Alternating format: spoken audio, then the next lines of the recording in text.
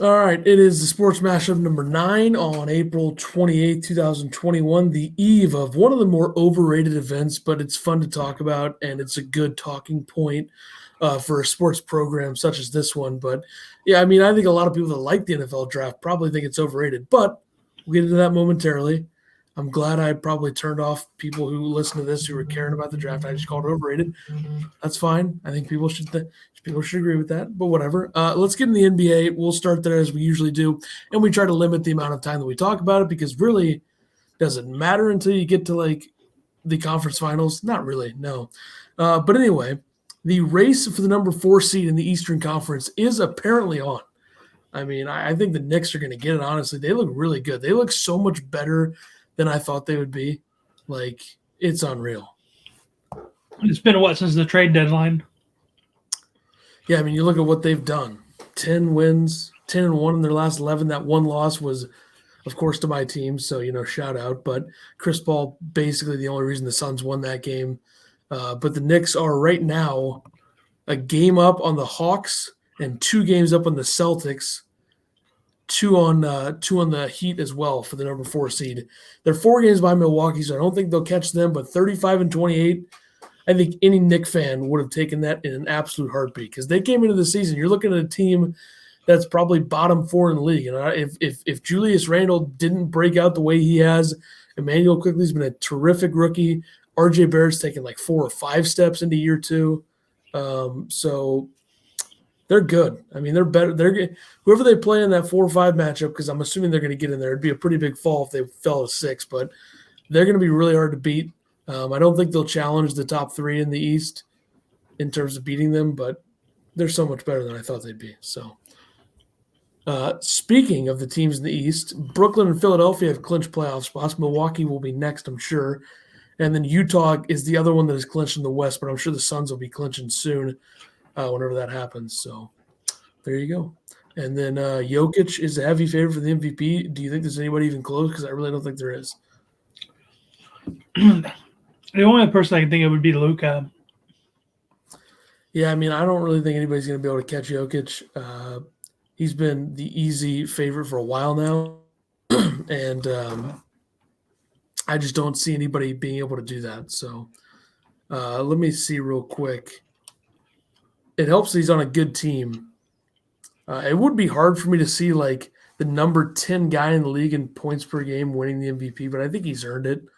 You look at everything that he does, 56% from the field, 40% from 3, 85% from the line, 25 points or 26 points, 11 rebounds, 8 assists for a big.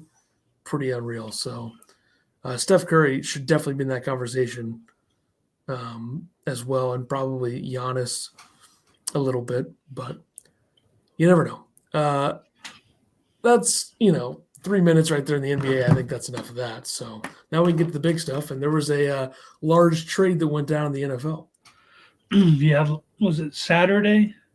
I don't remember what day it was, but all I know is that I tweeted, look at this, an actual Super Bowl contender improving their team. Crazy. Yeah, Orlando Brown Jr. gets traded from Baltimore to the Chiefs. The Chiefs received Brown and the 58th pick in this draft and a 6th round draft in 2022. The Ravens received the number 31 pick this year in the first round, a 3rd round pick in this year's draft, 4th round pick in this year's draft, and a 5th in 2022.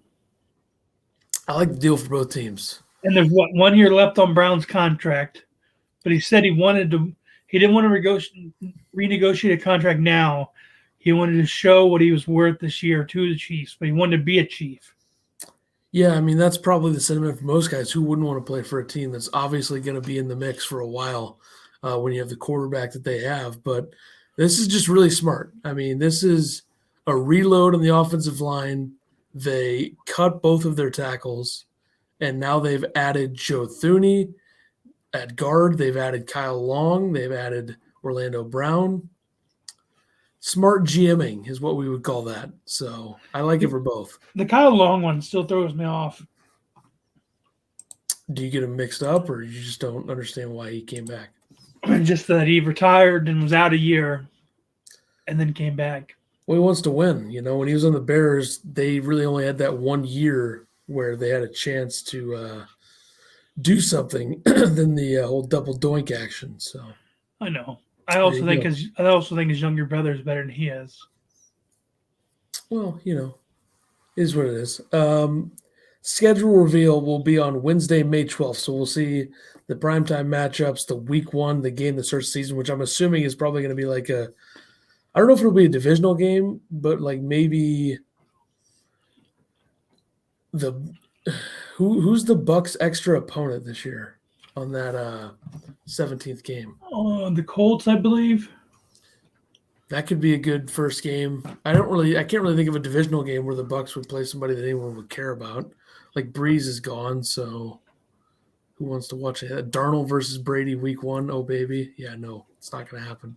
So I don't know how the week one matchup will shake out, but I'm assuming the defending champs will be there. The only time that they haven't been there recently was the NFL's 100th season when the Packers and the Bears played the week one game. So we'll find out. That'll be in what 2 weeks from today. So there you go.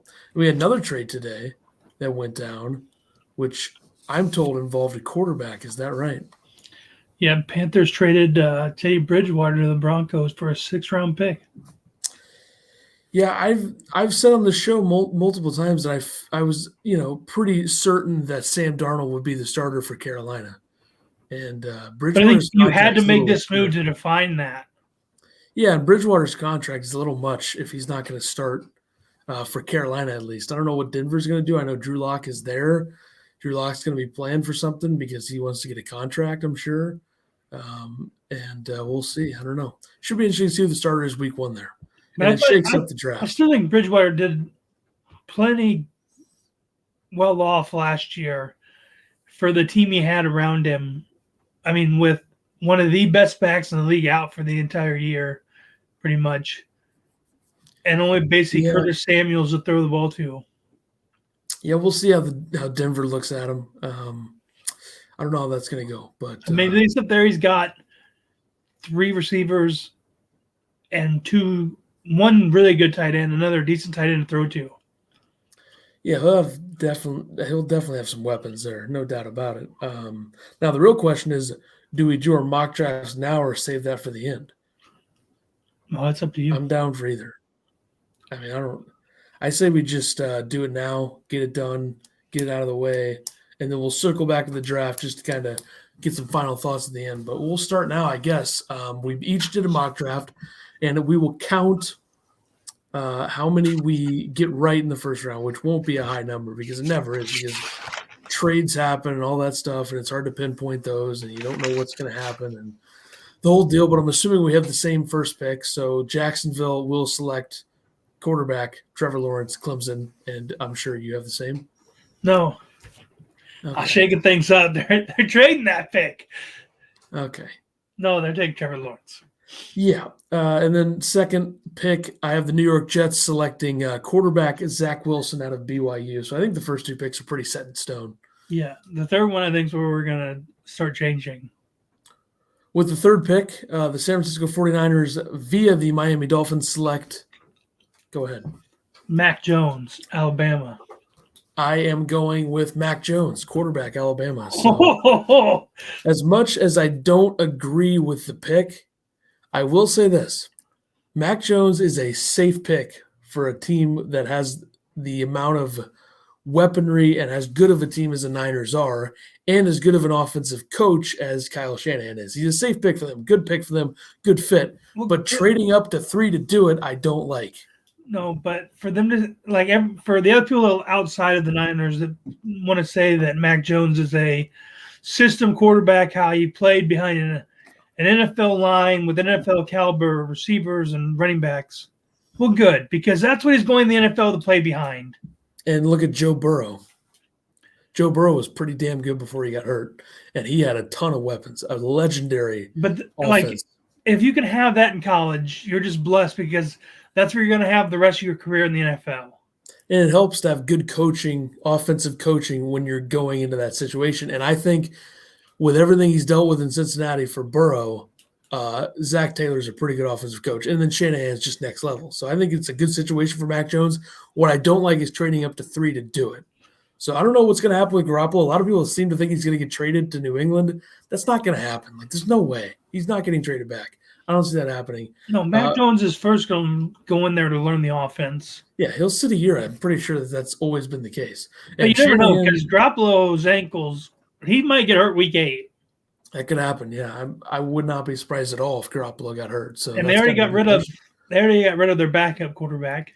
Did you see Shanahan's quote about Garoppolo? No.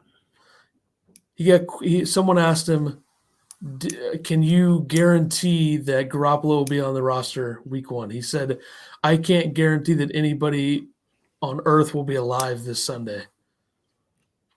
So, I mean, that's a good quote. Good quote by him. I like that. So we got the first 3 on the same page. Now with the 4th pick, the Atlanta Falcons select who? I have them taking tight end Pitts from Florida. Yeah, I also have Kyle Pitts going at number 4. But I also think that, the Falcons keep saying they're open to trade talk here, that they could be a team that could either trade back or trade out of the first round here. Yeah, I could see them trading back. I could see a team maybe like the Cowboys going for it and getting in there and maybe not taking Pitts, but taking another high caliber player, or maybe Detroit. Maybe they'll jump up a few spots. I could see them trading the pick, but I think that Pitts is a good fit there. So, but the fact too that like now Julio's talking that he is open to trade talks. The Falcons are listening, and they should be, because they need a bit of a reset there anyway. They've been a disaster since that Super Bowl loss. And it's a new regime. It's not the same people that have had Ryan and Jones there the entire time. So we'll see. Number 5 pick, the Cincinnati Bengals select Jamar Chase, LSU. On the same page again, Jamar Chase. As much as I think they should take an offensive lineman, a.k.a. Penei Sewell, I think they reunite Burrow and Chase and see what happens. He was one of the most talented receivers in the draft coming into it. Do I think he's the best? Probably not. I think Devontae Smith kind of overtook him with that. But, he's very good, and we'll see if him and Burrow can recreate the LSU magic. So the problem there is that there's not a ton of other weapons to worry about right now in Cincinnati like they had at LSU, but that was college. It was a little different. With the 6th pick, the Miami Dolphins via the Philadelphia Eagles select Devontae Smith, Alabama. All right, so a little bit of a differential here. I'm going to say that offensive lineman Penei Sewell out of Oregon goes to the Dolphins. I think this is a smart, safe pick by them. As much as they could use some offensive weapons, I think them signing Will Fuller is kind of insurance to say we don't have to take a playmaker early in the top 10, but them trading up tells me maybe they do want one of the higher caliber receivers. So we'll see. But I think Sewell will be a really good pick there. One of the more talented. It'd be just like you talked about on the 5th pick. You'd be reuniting Devontae Smith with Tua. You would be doing that, yeah. And the funny thing is, though, Smith and Waddle and all those guys say the best quarterback they played with at Alabama was Mac Jones. A little disrespectful to Tua. So maybe a little locker room action. I'm sure the media would love to see that or love to make that up. Okay, 7th pick, the Detroit Lions select Penei Sewell, Oregon. We flipped the switcher. I'm saying Devontae Smith.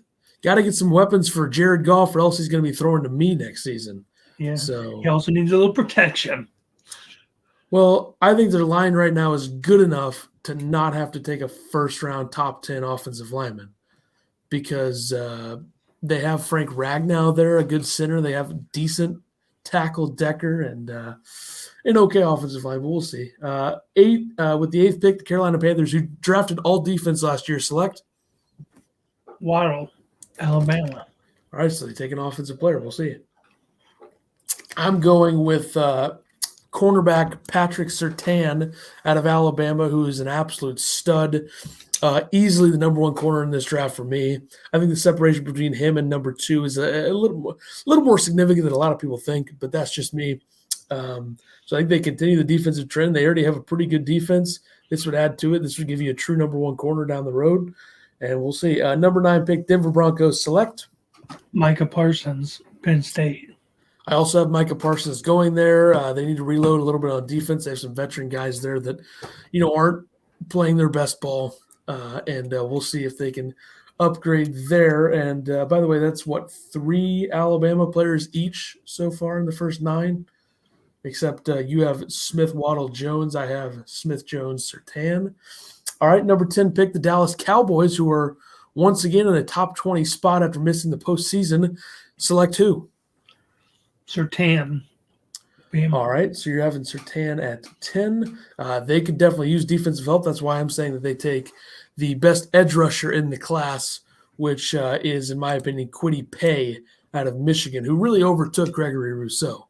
Rousseau opted out last season. A lot of people thought he was going to be easily the number 1 edge rusher in this class, but Kwity Paye had a great season in Michigan and really overtook him. So I think they'll go defense, they'll go edge. I could also see the Cowboys trading up. I think they're going to try to make a big flashy move, as Jerry Jones typically likes to do. Number 11 pick, the New York Giants select. Offensive lineman Slater, Northwestern. All right, and I have one of those bum trades to announce as the, I guess it's I think it's the NBA, but you could just do that anyway. Great entertainment value. The Patriots have traded up to the number 11 spot from 15 with the Giants. They flip picks. I'm not going to go into the other things. I'm going to assume the Giants are getting like a 3rd-round pick or a 2nd-round pick or something, so we'll just say it. And the Patriots will select Justin Fields, quarterback, Ohio State. So Bill Belichick trades up 4 spots, takes the quarterback. He'll either beat Cam Newton out for the spot or he'll sit behind him, and everyone can shut the hell up about Jimmy G returning to New England. So I have the Patriots trading up to 11. With the 12th pick, the Philadelphia Eagles via the Miami Dolphins select J.C. Horn, cornerback, South Carolina. I am going to say they take Jalen Waddle, wide receiver out of Alabama. In my opinion, if he didn't have that broken ankle, would have been looked at as, I think we would have had a 1A, 1B, 1C situation if Waddle was healthy last season. He's an absolute stud. If he gets healthy, that gives Jalen Hurts a lot to throw to. And I don't know if they played together at Bama, but they might have. Who? Jalen Hurts and Jalen Waddle. Yeah. I'm sure they did early in the Waddle's career. With the 13th pick, the Los Angeles Chargers select Darrisaw, offensive tackle, Virginia Tech. I'm saying that they will take offensive lineman Rashawn Slater at Northwestern. They need offensive line help to help Herbert out, especially at tackle, and Slater is a stud. I think Slater is right behind Sewell for number 2 in this class, and I don't really think there's any debate. Well, I already had Slater gone. Where'd you have him going? 11 to the Giants? Yeah. With the 14th pick in the draft, the Minnesota Vikings, who really did well in the first round last year, taking Justin Jefferson, the wide receiver, of course, who was an absolute stud, would have been offensive rookie of the year if not for Herbert, and Jeff Gladney, a corner last year. With the 14th pick, the Minnesota Vikings select defensive end, Paye, Michigan. I am saying Christian Darrisaw, Virginia Tech, will be the pick for the Vikings. Their offensive line has been pretty atrocious and up and down for like a decade now, so get an early first-round offensive lineman in there, and that'll be a big help. With the 15th pick, the New England Patriots select quarterback, Trey Lance, North Dakota State.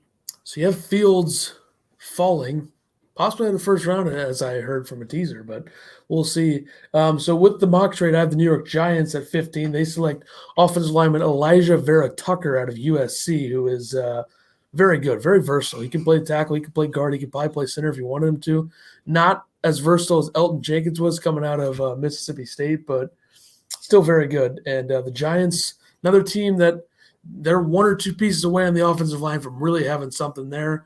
They need the protection for Daniel Jones, who got hurt last season. But other than Lance, though, I think we've picked the same people through pick 15.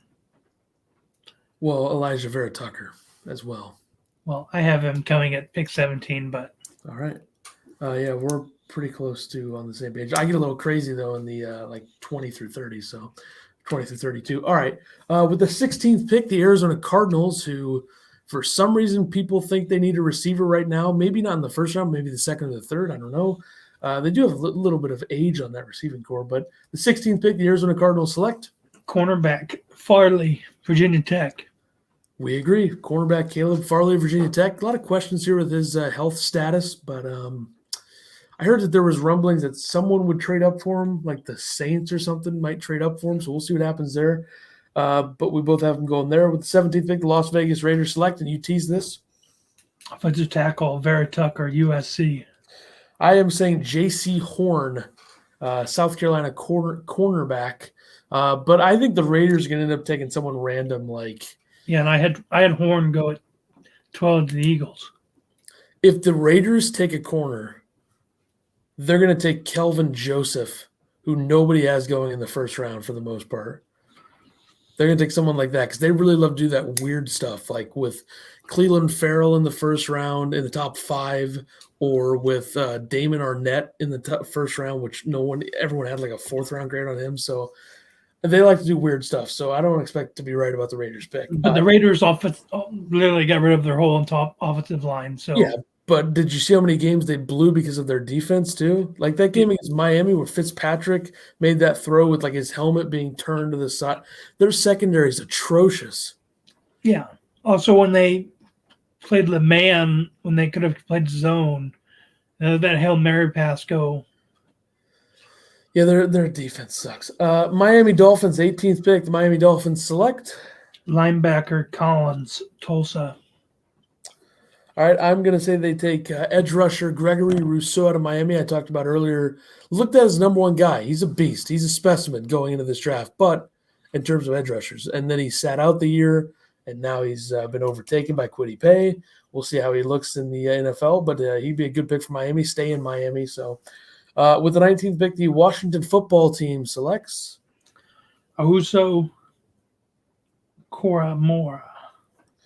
Jeremiah Owusu-Koramoah, who's just a stud. Like, if he fell to 29 somehow, I would be very excited, but that's not going to happen. I am saying that Trey Lance goes to the Washington football team at North Dakota State. So the 5th and final quarterback in the first round for me. Very raw prospect. Like, he'll sit 1, maybe 2 years if he goes to Washington or really anywhere that he goes, I think. He didn't play very many college games, and he's only like 20 years old right now. So very raw prospect, like a lot like Jordan Love, except Jordan Love played a lot more in college, is a little bit older, but very raw prospect. So with the 20th pick, the Chicago Bears select offensive tackle Tevin Jenkins, OK State. Once again, we're on the same page. They need offensive line help in the worst way. I know a lot of Bears fans think that they're going to get Justin Fields. I mean, I don't think he's going to fall as far as people think, and you think apparently. So I could have put him there. He could have. They need offensive line help, though, no doubt about it. With the 21st pick, the Indianapolis Colts select edge Azeez Ojulari, Georgia. Once again, on the same page, Ojulari is a solid edge rusher. This edge rushing class isn't as great as it could be, but I think there's going to be 3 or 4, maybe 5 guys in the first round that go there. But yeah, I mean, they can. They already have a really good offense. I think they're pretty much set on offense. They got a good running game. They got good receivers, a great offensive line, and it's a lot for Wentz to work with. Their defense last year was among the best in the league for a while. Get another edge rusher in there, you'll be really good on that front 7. So it'd be a smart pick. 22nd pick in the 2021 NFL Sports Mashup mock draft first round, the Tennessee Titans select defensive lineman Barmore, Bama. I am saying that they take linebacker Jeremiah Owusu-Koramoah from Notre Dame, who's just a stud, one of my favorite players in this draft. So be a good pick for the Titans, whose defense was pretty bad last year. 23rd pick, the New York Jets via Seattle via the Jamal Adams trade select cornerback Newsome II, Northwestern. I'm taking another one of my favorite players in this draft, which is the truck. Ethan Carter's not available. I wish he was, man. I wish the Packers would have gotten him when he was coming out. But Najee Harris, Alabama, just a truck. Guy's a stud. Best running back in the class. I don't think it's close. I don't think anybody's even close to that.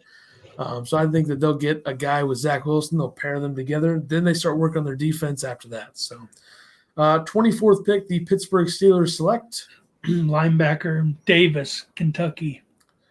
I am saying that Travis Etienne goes there. So back-to-back running backs. I think the Steelers will be like, well, we need to take a running back because their running game is atrocious. You cannot win football games when you're lack depth at that position, and you have Benny Snell is your number one. That's not ideal for a team that wants to win football games, especially a team with a quarterback who is like one awkward throw away from like retiring.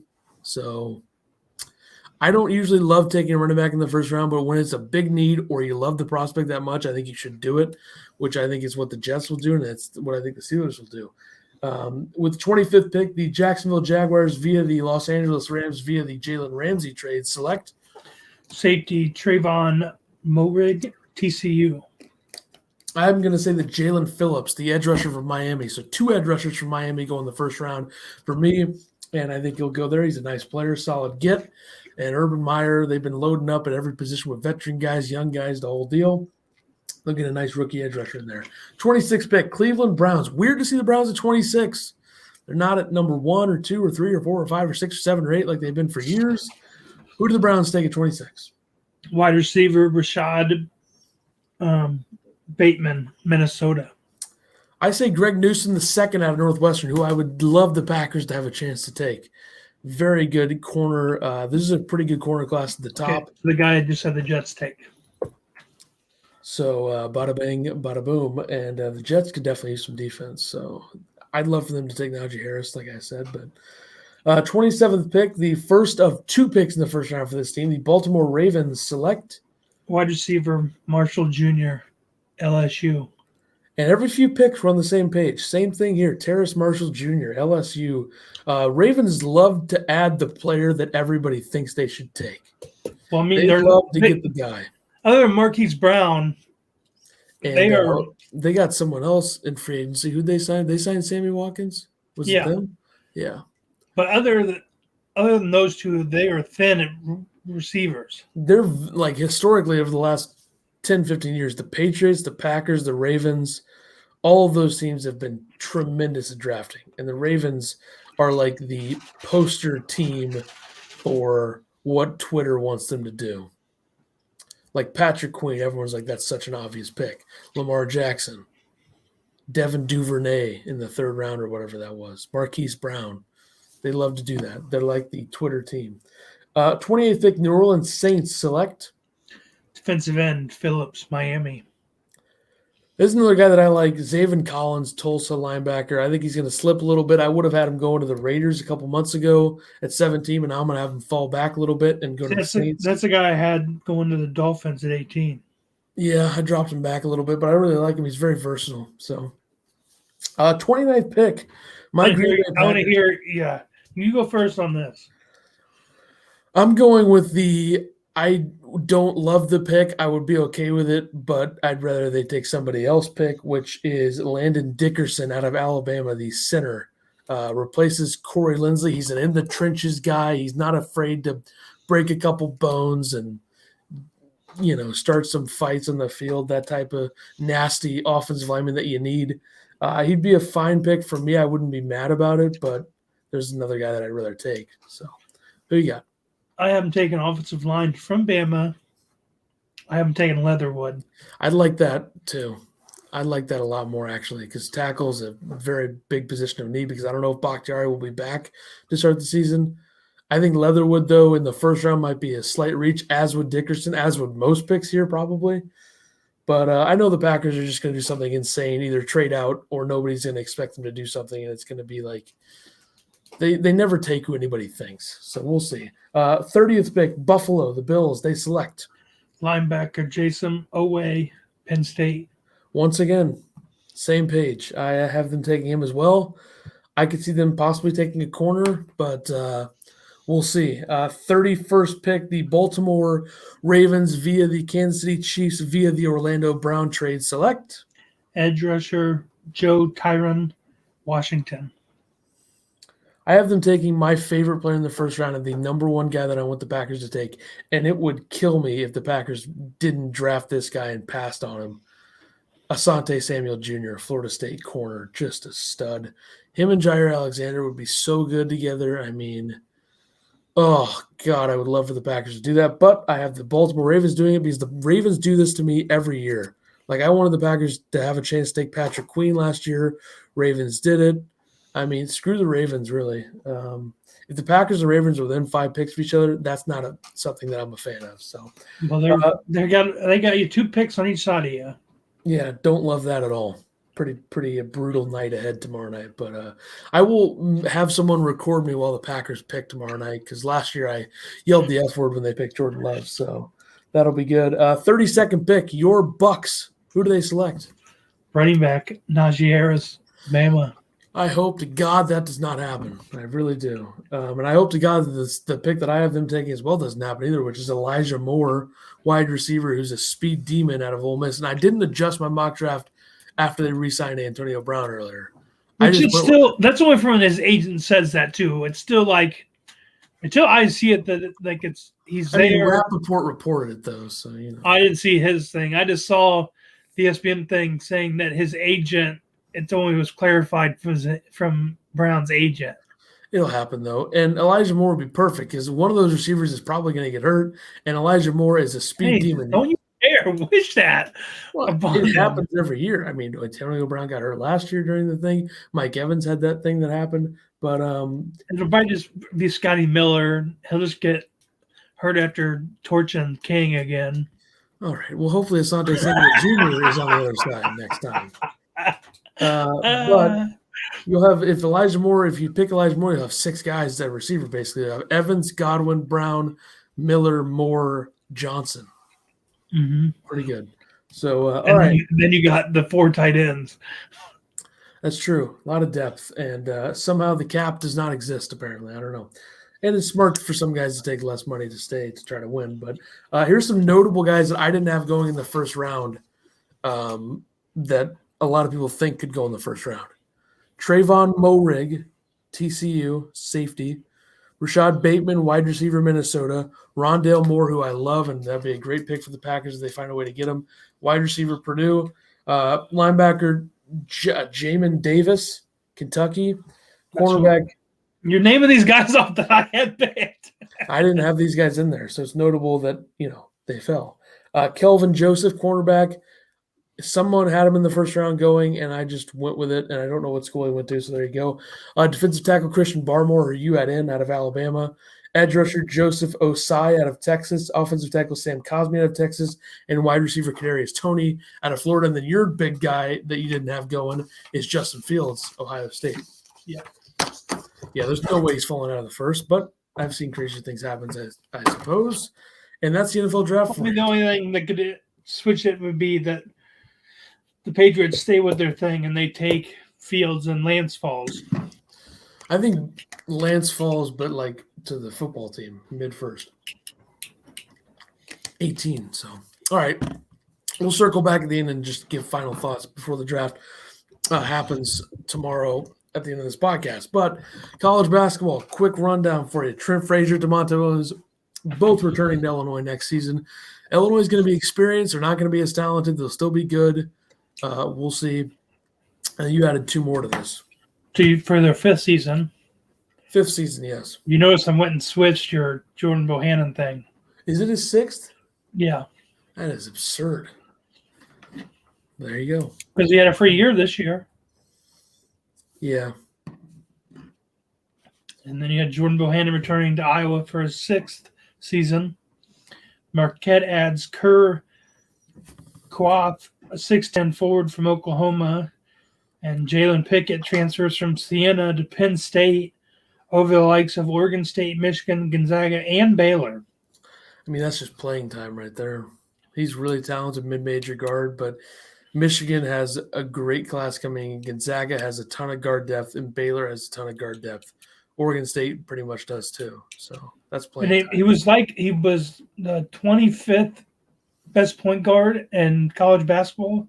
What he's ranked as. He's good, like really good, and that's why he had offers from all of those teams in the transfer market. The Kerr Coath one really made me question it. To transfer from Oklahoma to Marquette.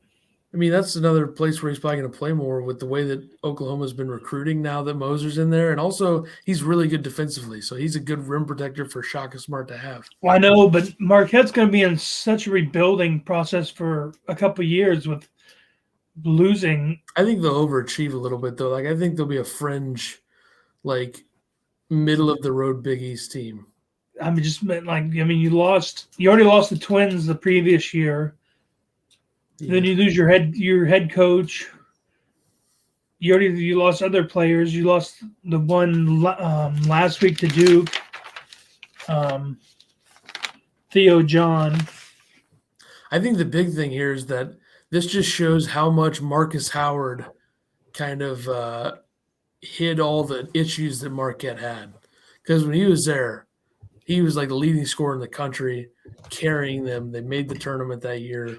And he's gone now, and they've gotten worse. They fired the coach, and there you go. So that's what happens. And you can say, well, Joe.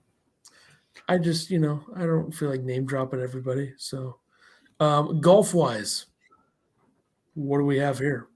The Zurich Classic of New Orleans winners, Cameron Smith and Mark Leishman, win in a playoff, shoot 20 under. Good for them. Didn't watch a second of it, not going to lie.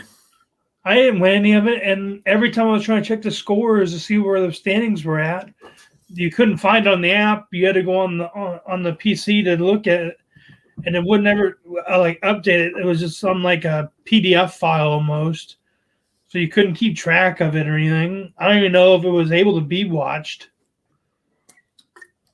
It had to be on Golf Channel. So this weekend you got the Valspar Championship, defending champion Paul Casey. It's Innisbrook Resort on the Copperhead course, Palm Harbor, Florida. Yeah, I've played the Copperhead course on the video game a couple times. Pretty difficult, so these guys are in for one. I thought you were going to say that you've actually played the course until you pop video games in there. Yeah, it's a difficult one. They'll have a tough go. We'll see how they do. MLB-wise, couple things here. Padres. Why do I do this? I've said like 20 times last week, Padres and Dodgers. What am I doing? How does that happen? Padres and Dodgers rivalry. Very hard for me to say it now. How about the LA-San Diego rivalry? Been very fun to watch. A lot of star power there. And that's Sunday Night Baseball game when the Dodgers are up 7-1. The Padres won. This is very hard for me to talk when I keep mixing them up. Wow, that's a tough one. I don't think anybody else has ever experienced that with these two, but I have. So 8-7 win for the San Diego Baseball Club in that Sunday Night Baseball game. It's been a very good rivalry to watch. Then you had the whole Tatis homering off Bauer in the first, and then was it in the third or the sixth, peeking at the pitch, homering off of him, and then giving him the one eye, riding first. And then when he crossed home, doing the Money Mayweather.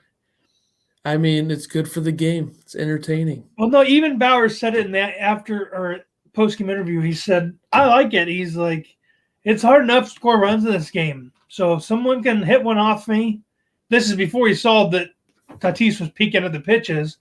But he goes, even I struck out Hosmer early in the game and put the sword in the sheath. Later, he hit one back at me. And when he got to first, he put the sword away. He said, we were laughing at each other. He said, the game needs more of this. It's a fun game. We just get paid to do it. He said, it's hard enough to get on base or to put runs on the board.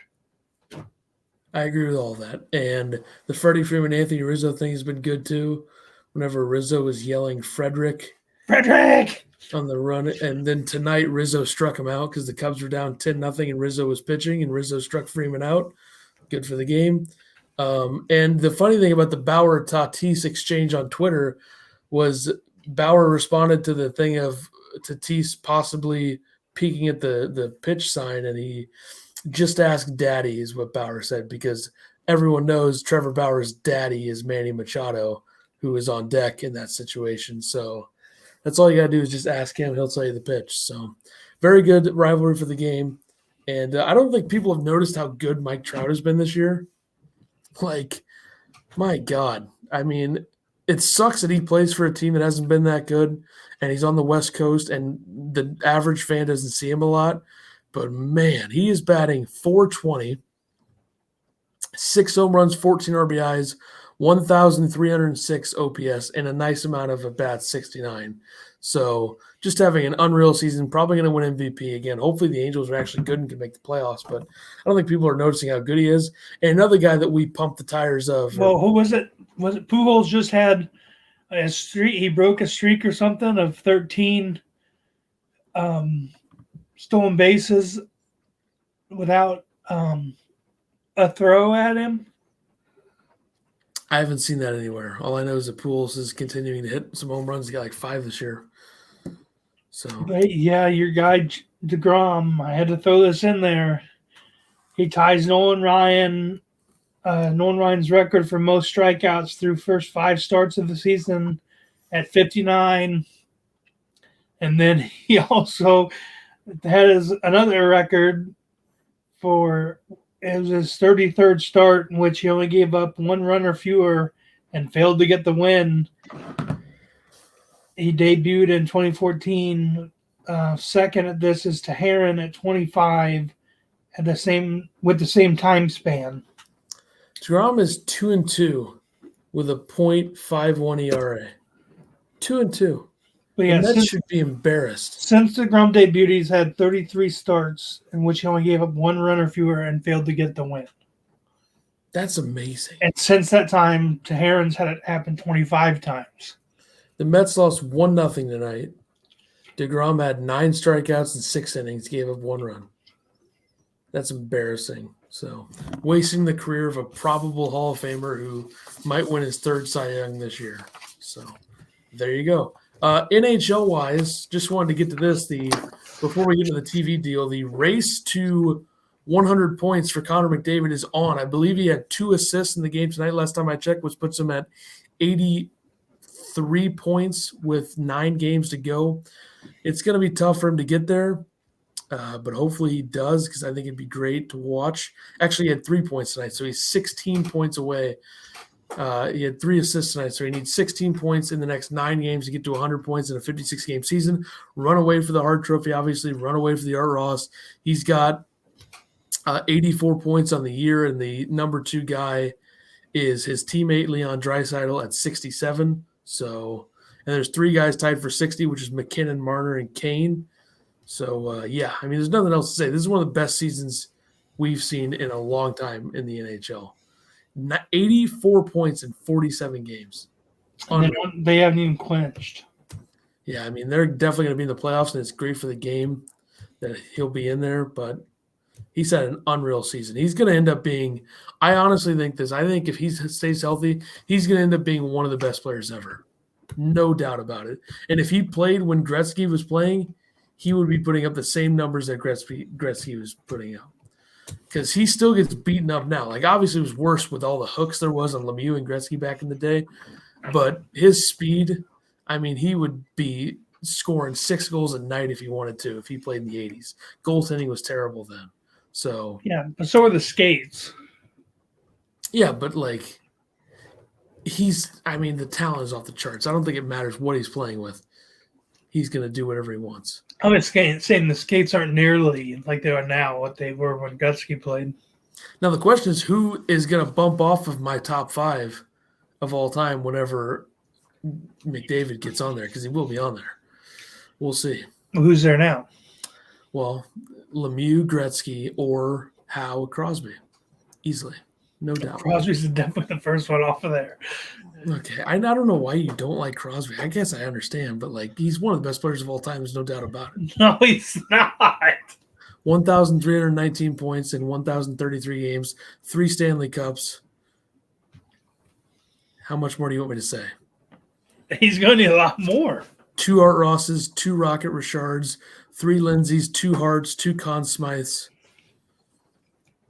I mean, I know you don't like him, but just saying. And you think it's just because of the rivalry between Boston and Pittsburgh, and it's not.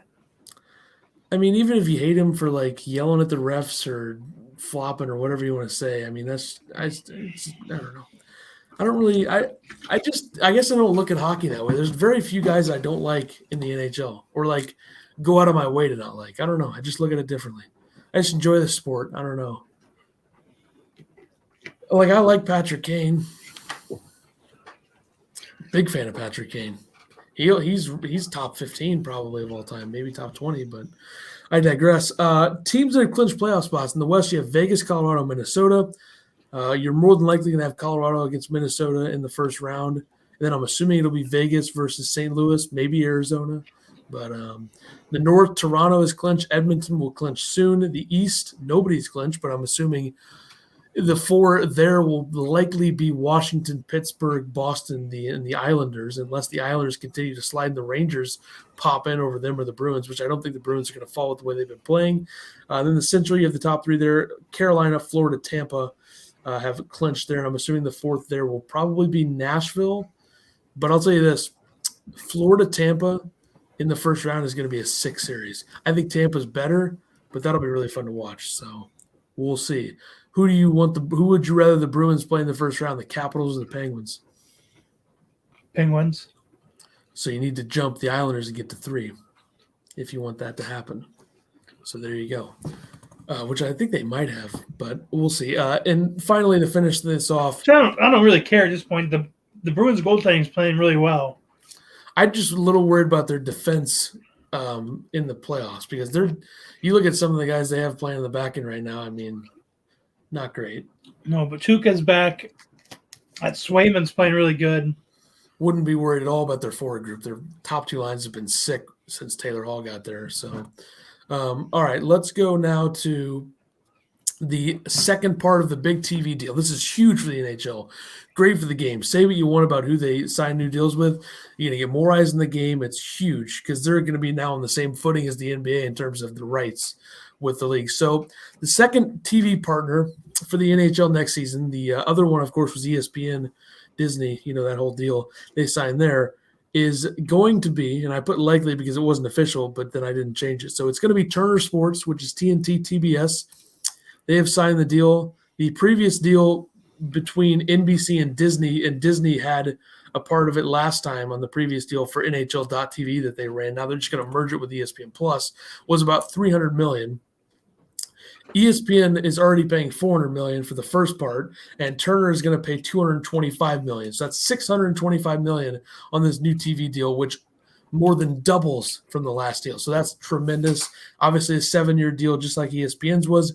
You'll have 4 of the next 7 Stanley Cups on ABC. The other 3 will be on TNT, I'm assuming. Half of the Stanley Cup playoffs each year. So you'll have one half of the playoff games on TNT or TBS. The other half will be on ABC or ESPN. You'll have up to 72 regular season games, and they'll have every single Winter Classic, which is great news as well. You will have streaming and simulcast rights for HBO Max, which I believe HBO used to have a series about the Winter Classic and the Stanley Cup playoffs. Hopefully they can bring that back. And you have expansive digital and highlight rights for Bleacher Report. So finally, the Bleacher Report won't have to sit on their ass and tweet about the NBA constantly. Maybe we'll get some NHL stuff on there. Like, oh, McDavid just dummied 3 defenders through the neutral zone and went Bardowski on somebody. Something like that. That'd be a good tweet. So great news to the NHL. I think anyone who's like, oh, I don't like ESPN or I don't like Turner, it's like, shut up. I mean, they're going to make $625 million. It's going to get way more eyes in the game in the U.S. So I think this is great news for the NHL. Do you agree? Yeah. No doubt about it. I'm excited to see if they can actually get like a good – like the way that they have the Inside the NBA on TNT, they need the Inside the NHL. Find some good people for that. We'll see if they can do that. But I heard Jack Edwards is available. Pass. All right. Sports Mashup number 9, betting picks. We finished this off here. Last week, I went 1-1 in the NBA, 1-1 in the NHL, 2-2 in Major League Baseball. So 6-4 overall. Yeah, there was only nine bets there, sir. 2, 3, 4. Or 8 bets. I went 4-4. I don't know what I'm talking about. There you go, 4-4. Then in golf, I had Palmer, Rahm finished 7th. I had Stinson and Rose finished tied for 11th, and then I had Champ and Finau tied for 17th. Then Morikawa and Wolf were cut, which kind of surprises me. So there you go. What did you do last week? 2 for 2 in baseball, 2-0 in basketball, and 1-1 in NHL. All right. And then I had Bubba Watson and Scheffler were in like the top 4. They got close, yeah. All right. Yeah, I was 5-3. Well, I got screwed by somebody, obviously, to not tie you there. So the Valspar Championship, 4 golfers. Who are you taking this week? I got Dustin Johnson plus 1,100, Paul Casey plus 2,200, Bubba Watson. Yeah, Bubba Watson plus 5,500, and Charlie Hoffman plus 4,500. I have Justin Thomas plus 1,100, Abraham Answer plus 3,000, Justin Rose plus 3,500, and I have Kevin Kisner, the Kiz, plus 12,500. So he really let me down last week. I couldn't pick him. We'll see if he can, do something for me. NHL lines tomorrow night. Who you got? Boston minus 1.5 over the Sabres, and Carolina minus 1.5 over Detroit. I have the Penguins plus 1.5 against the Capitals, and the Lightning minus 1.5 against the Stars. NBA. Nets minus 9 over Indiana. Nuggets minus 4 over Toronto. I have the Warriors minus 4 against the Wolves and the Thunder plus 10 against the Pelicans. The Thunder snapped a 14-game losing streak by beating the Celtics. So brutal loss for Boston last week. MLB, what do you got? I got Tampa over Oakland minus 108. St. Louis over Philly plus 114. Boston over Texas minus 138 or 139. Arizona over the Rockies minus 155. I have the Yankees minus 160 against the Orioles, the Red Sox minus 130 against the Rangers, the White Sox minus 145 against the Tigers, and the Athletics even against the Rays. So there you go. Those are the betting picks. We'll get all those done. You have any final thoughts on the draft and what you want to see and what you expect to happen tomorrow night? All my picks to happen in the way I picked them. I want mass chaos. Like I want our mock drafts to be semi-accurate, but I want like 30 trades. Like if Najee Harris can actually go to Tampa at 32, you'll see me run down to your house tomorrow. Let's have the Packers take Asante Samuel Jr. Let's speak that into existence. That would be good. If that happens, you run down here, and then we'll run back to your place at pick 32. Najee Harris will be gone by 32. When Najee Harris gets taken. We'll see. I don't know. We'll find out what happens, and we'll be back at some point for number 10, and we'll talk about what happened in the draft. So there you go. We'll catch you on the flippity flip. Deuces.